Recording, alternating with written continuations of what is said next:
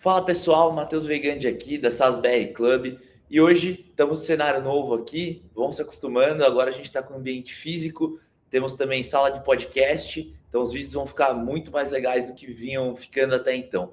Mas vamos lá, hoje eu vim fazer um review sobre o Saster, para quem não sabe, eu e meus sócios fomos esse ano para lá, assim como a gente foi no ano passado, inclusive no ano passado foi quando surgiu a ideia da SASBR Club, logo que a gente voltou do Saster, então a gente voltou com a cabeça fervendo, pensou assim, putz, porque não tem nada disso no Brasil, né? A gente precisa trazer os fundadores, os líderes de mercado para conseguir conversar sobre os temas que acontecem. Tem muito empreendedor, muita empresa legal aqui no Brasil. E cá estamos, né? Um ano depois, comunidade montada, vários episódios, muita discussão legal, muito crescimento também das nossas empresas. E agora, né? A evolução aqui também para o ambiente físico da SASBR Club.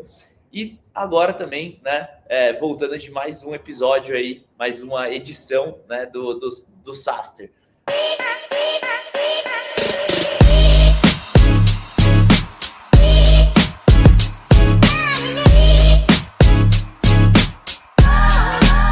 Bom, mas hoje eu vou falar um pouquinho sobre como é que foi essa experiência. Para quem nunca foi, o Saster fica em São Francisco, são 3 dias de evento, né? O Jason, que é o cara que organiza, ele foi co-founder de algumas empresas, fez uma venda ali, depois ficou focando 100% no Saster, que é uma comunidade, virou um evento. Hoje em dia os caras têm vários tipos de produtos, levam grandes fundadores. Esse ano tinha muito brasileiro por lá, então tinham pelo menos ali 200 a 250 brasileiros.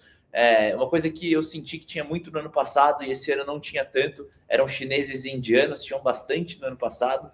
Esse ano já estava muito mais público americano mesmo, né, e brasileiro como segundo maior público. Foi uma mudança interessante.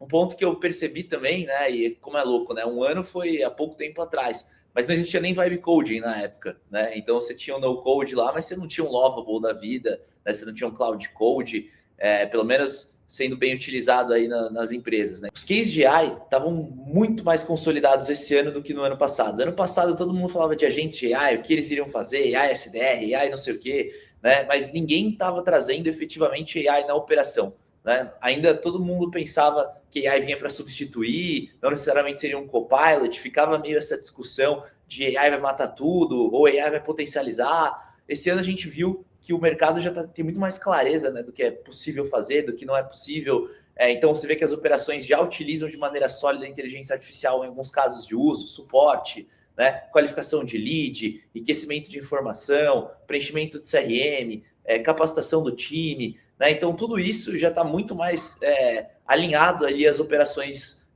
das empresas, né? Então foi muito mais legal porque a gente conseguiu ver mais resultado. Um ponto super bacana que eu vi lá foi justamente na palestra da diretora da Anthropic, onde a gente sabe que muito se tem aquela discussão de SaaS is dead, né? O SaaS vai morrer, não vai ter mais empresa de software.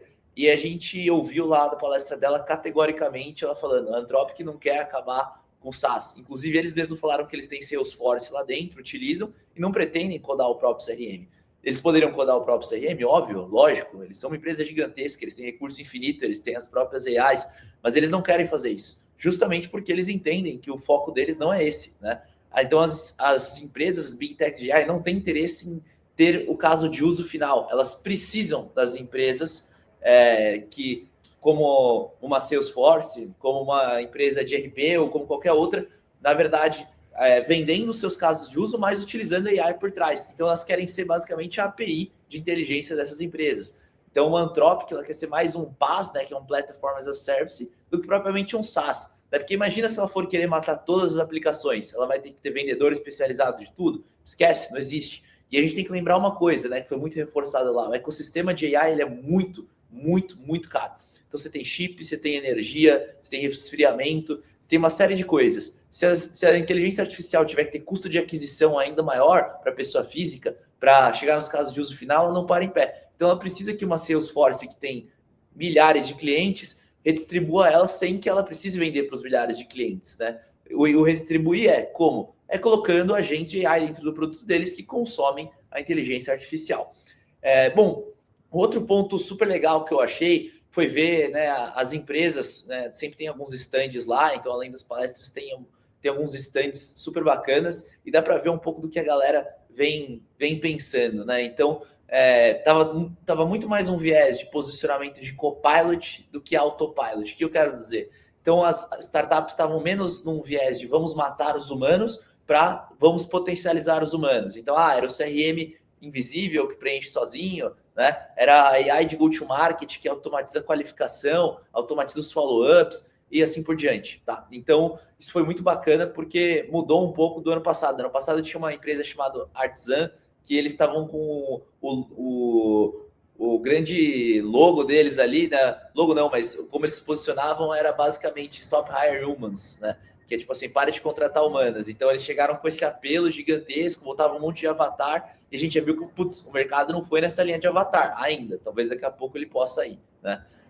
Um ponto legal que o Jason falou também nas palestras dele foi o seguinte: ele falou, se você testou AI há um mês, 6 meses, um ano atrás, né, por algum motivo você se frustrou, testa de novo, porque a AI já é outra, né, já mudou completamente os modelos, a inteligência deles. Outra coisa que foi muito falada sobre inteligência artificial, e não é à toa que o Saster agora está sendo chamado como Saster AI, né? Estão se posicionando muito como na vanguarda, né, aí da adoção de inteligência artificial, foi a questão de dados, né? Então, lá atrás, há mais ou menos 10 anos atrás, todo mundo começou a implementar suas ferramentas, então tinha um CRM, um marketing digital, um ATS, e começou a acontecer. As empresas pararam de não ter dados, começaram a ter muitos dados, mas pararam de ter como conectar esses dados. Então, existia uma briga nas reuniões de diretoria, que era cada um vindo com o seu sistema, seu dado, sua planilha, seu BI. Isso gerava um apocalipse, né? Porque a reunião acabava sendo focada em discutir número e não em discutir estratégia.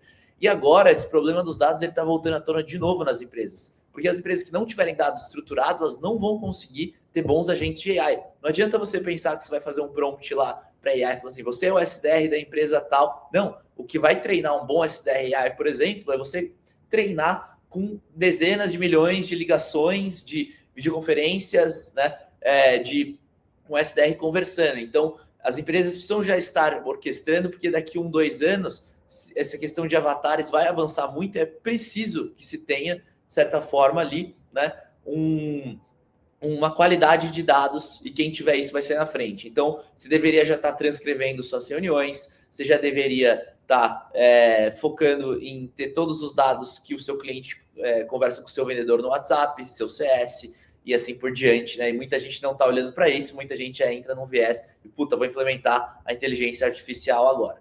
Um outro ponto também que foi muito falado foi a questão do caso de uso. Então, por conta do mercado, né, todo mundo está assim, putz, tem que ter AI, tem que ter AI. Então, os CEOs estão liberando orçamento e a galera está perdida, não sabe o que fazer. Tá, e aí o que eu implemento, por onde eu começo, né? Então, foi muito falado de, putz, como é que você começa a implementar AI na sua operação? Não é fazer um projeto megalomaníaco com coisas que nem o ser humano faz na sua operação. É você identificando alguma dor ou outra, né? É você pegando alguma coisa, alguma tarefa repetitiva, criando um agente, monitorando como ele age, para depois você aumentando, criando vários agentes e você ter algo realmente, né, eficiente ali dentro da sua operação. O Saster é muito legal em termos de estrutura, então, para quem nunca foi, né, é legal que é liberado comida, almoço, lanche, bebida, tem happy hour, então é um evento super completo, né? Ele honra ali o valor que ele cobra no ingresso, um ingresso relativamente caro ali, em torno de $800, se eu não me engano, né? Mas são 3 dias de evento. Na minha percepção, eu e meus sócios, né, a gente não é muito palestrinha, assim, então, putz, a gente não gosta muito de ficar ali, né, muita palestra, anotando conteúdo, a gente gosta de respirar o ambiente, conversar com as pessoas, visitar os stands. Então, para quem tem essa pegada também é muito legal. Claro que tem um conteúdo bacana, mas viver o ecossistema é ainda mais interessante, você vê o que está acontecendo, como as pessoas estão se portando e assim por diante, tá? Achei bem interessante ter mais de 200 brasileiros, mais do que no ano passado, então o evento tem ficado maior, eu acho, assim, em termos de conhecimento do brasileiro. Talvez a gente tenha uma responsabilidade legal nisso, já que a gente fala bastante aqui na comunidade, de grande parte dos founders, né, que estão aqui são brasileiros também, então a gente pode estar até ajudando indiretamente aí o Jason a promover o evento. Quem sabe a gente faça uma caravana da SASBR no próximo ano, acho que é super importante ir nesses eventos, né? Bom, acho que além disso, né, acho que tem um ponto que é sempre perceptível, que é o investimento, né, do mercado americano. Então você vê que muita empresa recente ali, que mal tem cliente, captando 50, 100 milhões de dólares. E acho que a gente, no Brasil, não tem essa realidade, né? Aqui o vendedor, o founder tem que ser vendedor muito tempo, tem que tracionar. É mais difícil captar rodadas agressivas, quanto mais você sem ter um produto, né? Então, é importante você ter uma camada de filtragem também, de você entender o que se aplica no Brasil, o que não se aplica. Lá o mercado é mais maduro em termos de adoção de tecnologia, então tem muita coisa que são soluções nichadas, avançadas, que talvez no Brasil a gente só vai conseguir utilizar daqui 3, 4 anos, né? O mercado ainda está começando a usar AI agora, pô, lá já tem muito mais soluções nichadas para tudo quanto é tipo de coisa, né? Mas eu acho que é uma boa escola, inclusive para quem quer empreender, né? Assim como foi o caso da GetDemo e da SalesBuddy, eram ideias que já tinham empresas praticando lá fora. O Alnut, por exemplo, praticava, né, demos interativas, depois a GetDemo veio com essa primeira proposta, depois ampliou o portfólio de produtos. A SalesBuddy nasceu muito por conta do Gong também, que já se propunha fazer algo semelhante. Então, para quem está querendo empreender, ver o que está acontecendo lá, pode ser um reflexo do que vai acontecer no mercado brasileiro daqui 2, 3 anos. Então, isso é um ponto super interessante também para a galera que quer ficar conectada, tá? No mais, eu acho que foram esses pontos assim que a gente observou bastante. Eu senti também que teve uma discussão bem forte sobre agentes de AI, no sentido de você deve construir internamente, você deve contratar uma empresa para construir. Acho que assim, o lado ruim, né, do evento é que ele tem muitos patrocinadores, palestrantes que estão lá por conta de serem patrocinadores. Então existe uma tendência ali nas conversas, né? Não necessariamente todo mundo está ali, né, num viés neutro, todo mundo está um pouco direcionado a vender. Mas eu acho que isso é bom também, porque você consegue absorver. Então, de um lado, tinham pessoas ali que estavam motivando você a construir seus próprios agentes, né, com seus N8Ns da vida, times internos, outras empresas já estavam mais num viés de, calma aí, contrata uma empresa, ela vai construir com governança, ela vai conseguir sustentar aquilo. Então, ficou um pouco dividido isso. Eu tenho uma crença que você tem que tomar realmente cuidado em construir seus próprios agentes. Não dá para você sair pegando o cara que é nerd ali da tua operação, botar ele fazendo um monte de coisa, sem governança, o cara que nunca codou, ele não tem noção de onde esses dados estão indo, pode rolar vazamento, ele pode sair da empresa e você perder tudo e não saber como sustentar. Então, acho que tem esses pontos que você precisa ficar bem atento, e acho que foram pontos bem reforçados lá de qualquer forma, né? De qualquer maneira, assim, o que eu vi esse ano confirma, né, que a inteligência artificial veio para ficar, isso é óbvio, né? Acho que o mercado também está mais entendendo o que vai acontecer. Outro ponto bacana que eu ia esquecer já de falar foi que foi muito comentado sobre uma nova janela de IPOs e investimentos em 2027. Acredito muito por conta da inteligência artificial também. Então, ela veio no momento ali, começou a aquecer em 2024, mas os cases ainda não eram sólidos, não tinha muita receita, muita empresa. Agora as empresas construíram seus produtos e as grandes não querem ficar para trás. Elas vão começar a comprar para embarcar dentro do produto delas, né? E vai começar a ter realmente uma oportunidade muito grande de se fazer ali, né, novos M&As, né? Então o mercado tende a dar uma aquecida novamente. Isso foi muito falado, eu acredito nisso também para o mercado brasileiro. Acho que a gente está num momento de cases bem consolidados de inteligência artificial. Provavelmente a gente deve aí conseguir gerar novos negócios, que é ótimo aí para o nosso mercado, né? Apesar de que com juros altos é muito difícil existir uma janela, né, para IPOs, por exemplo, né? Porque quem que vai querer botar dinheiro em alto risco se você tem uma renda fixa de 15% ao ano? Mas para o lado do viés de expansão de carteira das empresas e portfólio de produtos, tem uma super janela aí, principalmente porque a AI destravou, né, um novo universo aí